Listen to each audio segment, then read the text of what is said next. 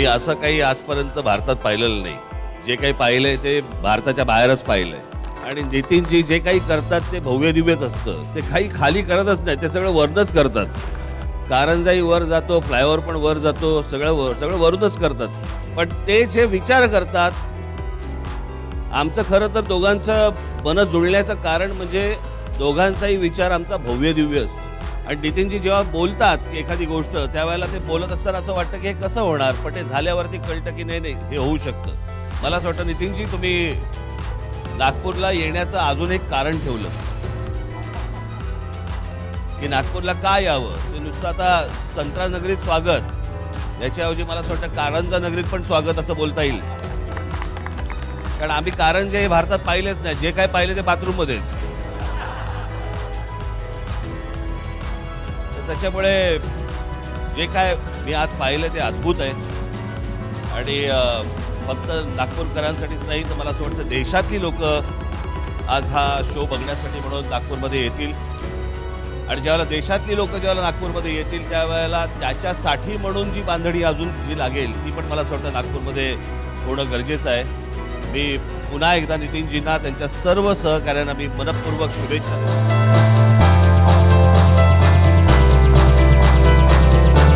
उसमें 4000 बेड का हॉस्पिटल की व्यवस्था हमने बनाई है, क्योंकि नागपुर में रामदास पेट, धंतोली और अन्य भाग में और छोटे छोटे रेजिडेंशियल एरिया में काफ़ी हॉस्पिटल्स होने के कारण लोगों को भी तकलीफ होती है और सुविधाएं भी नहीं मिल सकती है. तो ये 23 पैकेज में एक पैकेज ऐसा है जो केवल मेडिकल हॉस्पिटल के लिए और जिसमें सभी प्रकार की सुविधाएं डॉक्टर को मिलेगी और 4000 साढ़े 4000 स्क्वायर फुट के भाव से उनको इस प्रकार की बिल्डिंग मिले, यह कोशिश हम कर रहे हैं.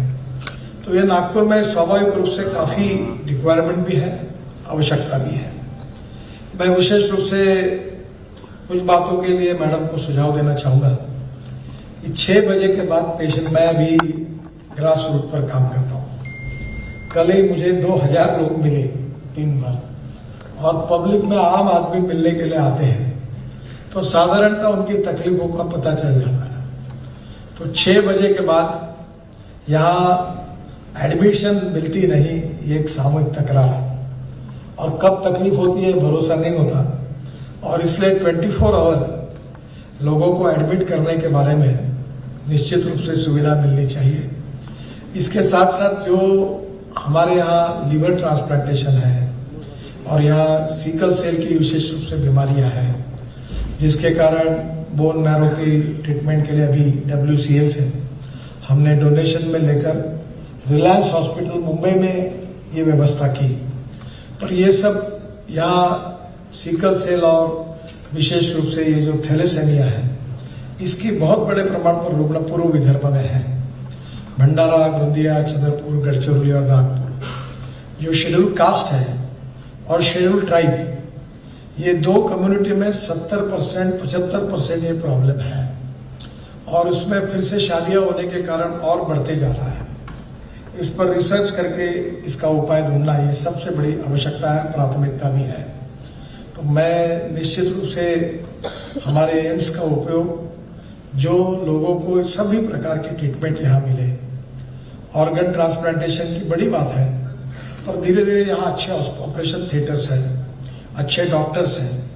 तो धीरे धीरे जो स्पेसिफिक रूप से जो इलाज हमारे विदर्भ में नहीं हो सकता, जिसके लिए दिल्ली और मुंबई जाना पड़ता है, उन गरीब लोगों को वो सभी प्रकार की सुविधाएं एम्स में मिलेगी तो निश्चित रूप से बहुत बड़ा फायदा होगा. आज नागपुर एक मेडिकल हब के रूप में काफ़ी तरह विकसित हुआ है. विदर्भ से, मध्य प्रदेश से, छत्तीसगढ़ से काफ़ी बड़े प्रमाण पर गरीब लोग यहाँ आते हैं. गढ़चिरौली जिला जो है वो एस्पिरेंट डिस्ट्रिक्ट है और विशेष रूप से ट्राइबल डिस्ट्रिक्ट है, वहाँ भी सुविधा का अभाव है. मैं अनुरोध करूंगा कि सैटेलाइट सेंटर के द्वारा जो दुर्गम परिसर है वहाँ के लोगों को, पेशेंट को वीडियो कॉन्फ्रेंस से जोड़कर अगर उनको भी कुछ दिन यहाँ के डॉक्टर कुछ सेवाएं देंगे तो जो सोशली, इकोनॉमिकली और एजुकेशनली बैकवर्ड एरिया है वहाँ काफ़ी सुविधाएं मिलेगी, क्योंकि वहाँ की परिस्थिति बहुत ही गंभीर है. मैं खुद एक ट्रस्ट के द्वारा गढ़चिरौली जिले में और ट्राइबल सेक्टर में 1200 विद्यालय चलाता हूँ, एकल विद्यालय. हमारे 1200 टीचर हैं और अभी हमने हेल्थ यूनिवर्सिटी नासिक जो है उनके साथ कोऑर्डिनेशन में एक बहुत बड़ा प्रकल्प वहाँ शुरू किया और वहाँ की परिस्थिति ऐसी है कि वहाँ डॉक्टर लगभग नहीं है। जब ये कोविड के समय आया तो ऑक्सीजन बाईपैक और बाकी सब बातें जब कॉन्सेंट्रेटर भेजे तो वेंटिलेटर भेजे तो बेचारे डॉक्टर लोगों को पता ही नहीं कैसे उसका उपयोग करें। तो वहाँ की स्थिति बहुत ही गंभीर है। कभी कभी ये जो लड़के हैं इनको कभी महीने में एक आधे बार गढ़चिरौली जैसे जगह पर मेडिकल कैंप के लिए आप लेके जाएंगे तो इनका भी नॉलेज बढ़ेगा और समाज के ऊपर ग्रास रूट लेवल पर जो परिस्थिति है उसका ज्ञान होगा।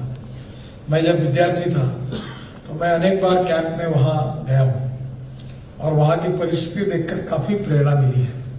ये पूरा एरिया नक्सलाइट की मूवमेंट का एक कैपिटल है और वहाँ आर्थिक सुविधाएं नहीं, रोजगार नहीं, रोड नहीं, जिसके साथ साथ उद्योग नहीं और फॉरेस्ट होने के कारण किसी बात की परमिशन नहीं, ऐसी अवस्था है। पर अभी काफ़ी सुधार हुआ है, रोड नेटवर्क काफ़ी हुआ, आयरन ओर के ऊपर वहाँ बड़ी इंडस्ट्री लग गई और वहाँ जो लग गई है उसका देश का सबसे अच्छा आयरन ओर वहाँ है सूरजागढ़ में।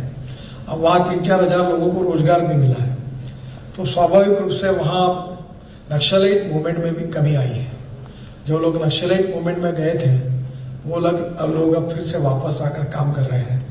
अब उनको शैक्षणिक सुविधाएं और स्वास्थ्य विषयक सुविधाओं की आवश्यकता है। अभी वहाँ जिन्होंने ये काम शुरू किया उनको मैंने engineering college, polytechnic college, ITI, driving training school सब खोलने के लिए कहा है ताकि वहाँ के लड़कों को ही वहाँ रोजगार मिले और वहाँ के गरीब लोगों को भी सुविधाएं मिल जाएगी। तो जैसे टेलीमेडिसिन जैसी सुविधा है उसके कारण भी काफ़ी फायदा होगा। हमारे यहाँ फार्मेसी डिपार्टमेंट है और देश के बड़े बड़े उद्योगपति है नागपुर यूनिवर्सिटी के फार्मेसी डिपार्टमेंट से पढ़कर गए हैं। एक जो बात प्रधानमंत्री बार बार कहते हैं वो समस्या सब जगह है। हम सब लोग साइलो में काम करते हैं।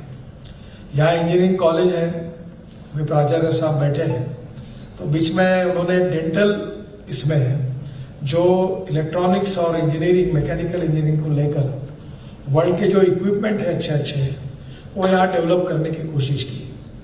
यहाँ इंजीनियरिंग कॉलेज है, IIT है, एम्स है और इसके साथ साथ जो इंस्टीट्यूशन है फार्मास्यूटिकल, हमारी यूनिवर्सिटी की बहुत बड़ी इंस्टीट्यूट है, इनके सबके बीच में कुछ कोऑर्डिनेशन अगर हो जाएगा तो आपका रिसर्च उनके काम में आएगा, उनके रिसर्च आपके काम में आएंगे।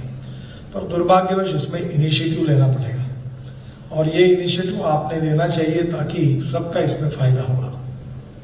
अभी जो गति शक्ति योजना बनी है वो इंफ्रास्ट्रक्चर में कोऑर्डिनेशन करने के लिए बनी है। तो अभी बाकी भी बातों में काम चल रहा है। आयुर्वेद, विशेष रूप से अल्टरनेटिव पैथी जो है, नेचुरोपैथी है, इसमें भी काफ़ी काम हो रहा है। मैं कोविड के बाद मैं रोज प्राणायाम करता हूँ तो मुझे इसका बहुत बड़ा फायदा हुआ। अभी बीच में मैं मुंबई गया था, अमिताभ बच्चन जी गया तो मुझे वो कह रहे थे कि आप तो 10-12 साल यंग लगते हो। तो मैंने उनको कहा कि मैं रोज प्राणायाम करता हूँ। तो अभी मैंने भी उनको सिखाया कि आप ये करिए, आपको इसका फायदा होगा।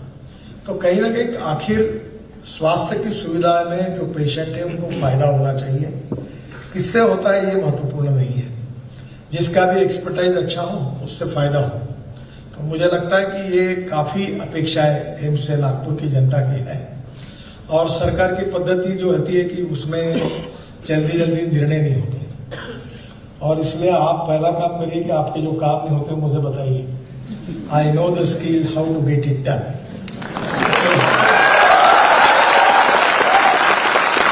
आपने अगर मुझे नहीं बताया और अगर प्रॉब्लम रहेगा तो फिर मैं आपको जिम्मेदार मानूंगा। तो इसलिए आप पहले ही चिल्लाना शुरू करिए, ऊपर वालों से मत डरिए, जो है वो तुरंत मुझे बताइए। बाकी मेरी हेल्थ मिनिस्टर से बात हुई है और एक मीटिंग में मैं करने वाला हूँ और मुझे आपका फीडबैक नीचे का पूरा मिलता ही है।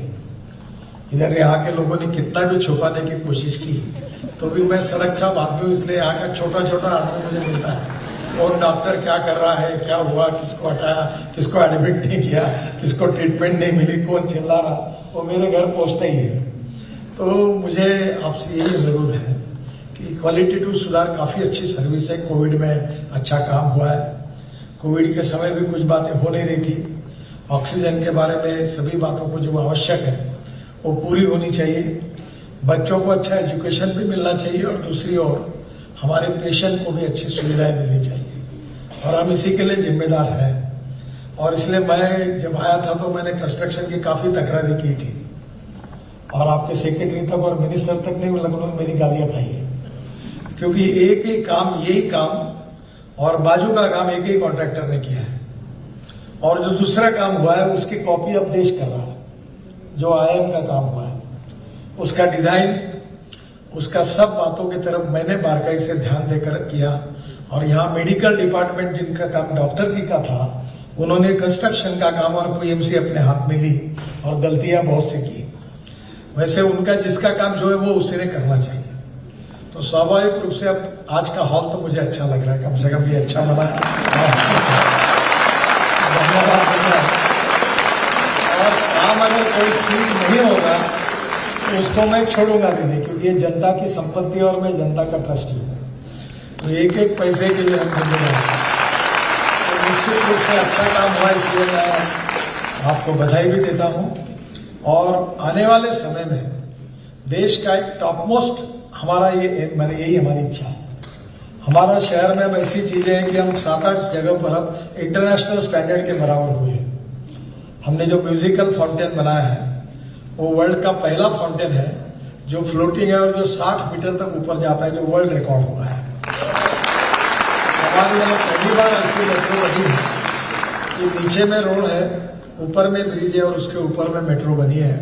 और मैं अभी इसके आगे भी ये जो फ्लाईओवर है वो भी डबल लेकर आपके एम्स में आने के लिए जो रोड है उसको भी डबल लेकर फ्लाईओवर बनाने का काम शुरू करने वाला हूँ। हमारे यहाँ स्वच्छता की दृष्टि से देश का पहला शहर है कि जो टॉयलेट का पानी पावर जनरेशन को बेचकर 300 करोड़ रुपए साल के कमाते हैं।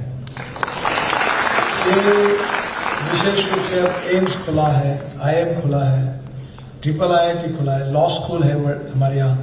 सिम्बोसिस जो यूनिवर्सिटी है, जो विशेष आग्रह से मैं नागपुर ले आया हूँ, जरूर वो कैंपस देखने लायक है। 450 करोड़ का कैंपस है, अब 10,000 बच्चे वहाँ पढ़ रहे हैं। वर्ल्ड स्टैंडर्ड का एजुकेशन कैंपस यहाँ बना है। अभी हम लोग नर्सिंग जी को भी नागपुर में ला रहे हैं। तो हमारे यहाँ एजुकेशन सेंटर में काफ़ी अच्छा काम है। ऑलरेडी इंजीनियरिंग कॉलेजेस हैं अच्छे हैं। Lakshman Narayan institute of technology है, इसको हम अभी डीम यूनिवर्सिटी बनाने के पीछे पड़े हैं। हमारी यूनिवर्सिटी को भी अभी काफ़ी पुरानी है, जिसके कारण उसका भी इतिहास बहुत बड़ा है। तो मुझे लगता है कि यहाँ जो कुछ डेवलपमेंट हो रही है उसमें मिहान जहाँ आपका परिसर है उसका भी काफ़ी अच्छा प्रोजेक्ट है। अब कुछ कमियाँ हैं मेरे नज़रों में। मैं जब आता हूँ तो गंदे रोड और सब साफ सफाई कुछ होती नहीं देखता हूँ। तो अभी मैं बिहार की भी मीटिंग होने वाली है और स्वाभाविक रूप से यहाँ IT में भी 58,000 लड़कों को रोजगार मिला है। और ये जो मैं खुद अपने ऑफिस में इसको industry wise, unit wise monitoring करता हूँ और काफ़ी नई डेवलपमेंट आ रही है। अभी फॉल्कन जो है राफेल, वो अपना फॉल्कन एयरक्राफ्ट यहाँ बनाने वाला और 2022 एंड तक 11 सीटर जेट का फॉल्कन भी नागपुर बन रहा है। इंटरनेशनल एयरपोर्ट जो था वो भी सुप्रीम कोर्ट में निर्णय लग गया है। आने वाले 2-3 महीने में एयरपोर्ट का काम भी शुरू होगा। अब रेलवे स्टेशन जो है 1200 करोड़ का, तो आज मैं आ रहा था तो मैं सोच रहा हूँ कि एम्स के आगे ये जो कैंसर इंस्टीट्यूट है उसके आगे अब अगर ये स्टेशन बनाना, इसके बारे में भी अध्ययन कर रहे हैं। तो मुझे लगता है कि पूरा एरिया बहुत अच्छी तरीके से विकसित हो रहा है। थोड़ा सा बस सर्विस के बारे में, लास्ट माइल कनेक्टिविटी की कुछ अड़चने हैं, जल्दी ही वो भी दूर की जाएगी ताकि आपको डायरेक्ट यहाँ आने को सुविधा मिले। और निश्चित रूप से हमारे देश में ये नंबर 1 पर पहुँचे, यही हमारी सबकी इच्छा है। 4 साल में बहुत कुछ काम हुआ है, उसके लिए मैं आपको बधाई देता हूँ। और जो नहीं हुआ है वो अगले साल जो 5 साल पूरे होने वाला जो कार्यक्रम होगा उसमें वो सब काम पूरे होंगे, इसी विश्वास के साथ आपको बहुत बहुत बधाई देते हुए मैं अपनी बात को समाप्त करता हूँ। धन्यवाद।